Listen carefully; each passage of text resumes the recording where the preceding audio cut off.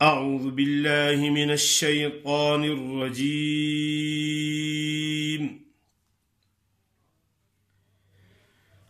بسم الله الرحمن الرحيم.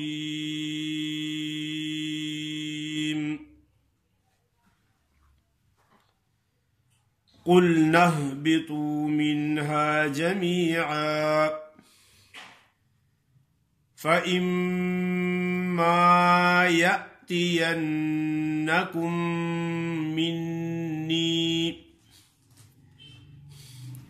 مِنِّي هُدًى فَمَنْ تَبِعَ هُدَايَ فَلَا خوف عليهم ولا هم يحزنون. والذين كفروا وكذبوا بآياتنا أولئك أصحاب النار هم فيها خالدون. يا بني إسرائيل اذكروا نعمتي التي أنعمت عليكم وأوفوا بعهدي أوف بعهدكم وإياي فارهبون. وآمنوا بما أنزلت مصدقا لما معكم ولا تكونوا أول كافر به ولا تشتروا بآياتي ثمنا قليلا وإياي فاتقون.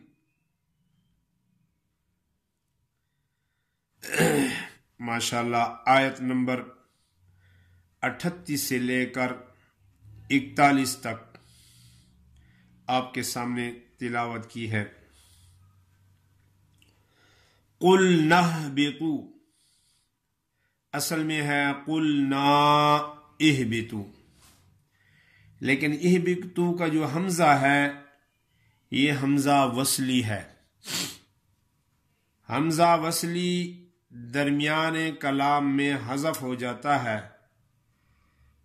اگر ہم پڑھیں گے کہ قُلْنَا تو پھر تو یہ حمزہ وصلی پڑھا جائے گا اهْبِطُوا. اگر ہاں ملا کر پڑھیں گے تو پھر قُلْنَا والا الف مدہ اور حمزہ وصلی یہ دونوں حذف ہو جائیں گے تو کیا بن جائے گا؟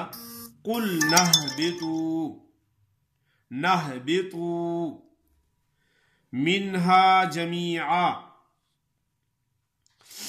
منہا نون ساکن ہے لیکن یہاں غنہ نہیں ہوگا. کیوں نہیں ہوگا؟ کہ بتایا گیا تھا کہ نون ساکن اور تنوین کے بعد حروف حلقی میں سے کوئی حرف آ جائے تو وہاں ظاہر کر کے نون کو پڑھا جاتا ہے، یعنی بلا غنہ بغیر غنے کے نون ادا ہوتی ہے. اس وقت اس کو پڑھیں گے منہا، غنہ نہیں کریں گے ہم. جمیعا جیم پر زبر ہے، میم پر زیر ہے اور آگے یا مدہ ہے. جمیعا زبر کی تنوین ہے، رکیں گے تو جمیعا ایک زبر الف کے ساتھ ادا ہوگی. جمیعا اگر نہیں رکنا تو پھر کیسے پڑھیں گے؟ جمیعاً پھر غنہ بھی ہوگا. فَإِمَّا يَأْتِيَنَّكُمْ میم مشدد ہے، اس پر شد کو کیسے ادا کریں گے؟ سختی سے. فَإِمَّا منہ تو بند ہو جاتا ہے لیکن آواز غنے کی ناک سے نکلتی ہے. فَإِمَّا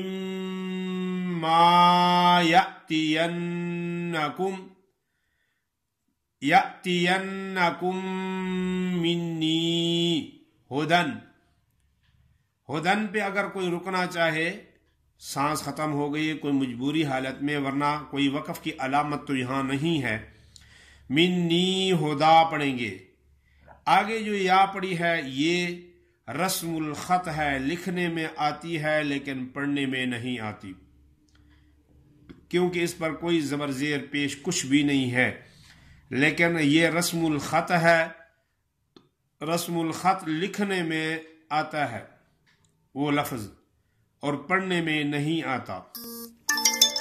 فمن تبع، نون پہ غنہ کریں گے اخفا، فمن تبع ہدای، رکیں گے تو ایسا پڑھیں گے کہ یا ساکن ہو، نہیں رکنا تو پھر کیا پڑھیں گے؟ ہدای فلا خوف علیہم ولا هم يحزنون، ولا هم يحزنون، لوگ باری ہاں پڑھتی ہیں لیکن باری نہیں پڑھنی، کیا پڑھنا ہے؟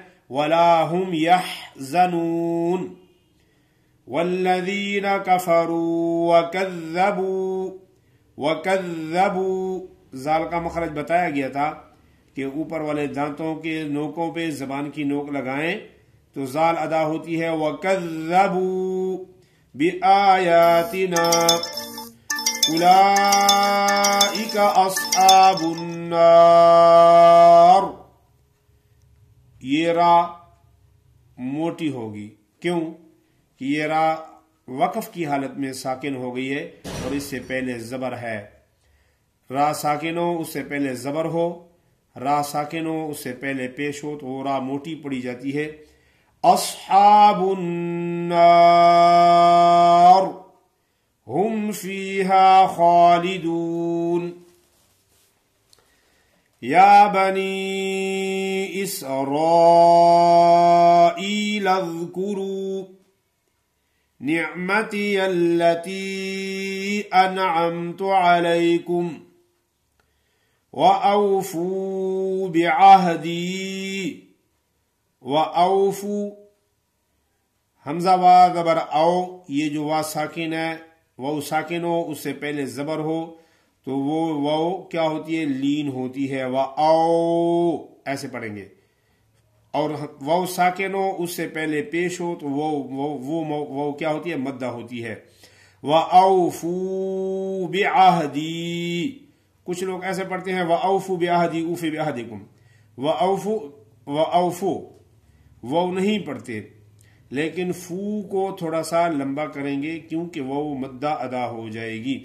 وَأَوْفُوا بِعَہْدِي، اوفی اوفے نہیں کرنا، کیوں کہ فے کریں گے تو حرف مجہول ہی ادا ہوتا ہے۔ یا زیر کی ادائیگی کے وقت ایسی آواز نکلنی چاہیے کہ اس کو کہتے ہیں یا معروف، یا معروف یعنی یا کی تھوڑی سی آواز آنی چاہیے، کیونکہ یا مدہ جو ہوتی ہے تو وہ زیادہ لمبی ہو جاتی ہے فی، لیکن ادھر یا تو نہیں ہے، لیکن زیر کی آواز ایسی چاہیے کہ آدھی یا کی آواز آنی چاہیے، مجہول نہیں پڑھنا، وَأُوفِي فے نہیں کرنا، وَأُوفِي بِعَہْدِكُمْ اوفی بعہدِكُمْ وَإِيَّايَ فَارْهَبُونِ وَآمِنُوا بِمَا أَنزَلْتُ مُصَدِّقًا لِمَا مَعَكُمْ وَلَا تَكُونُوا أَوَّلَ كَافِرٍ بِهِ۔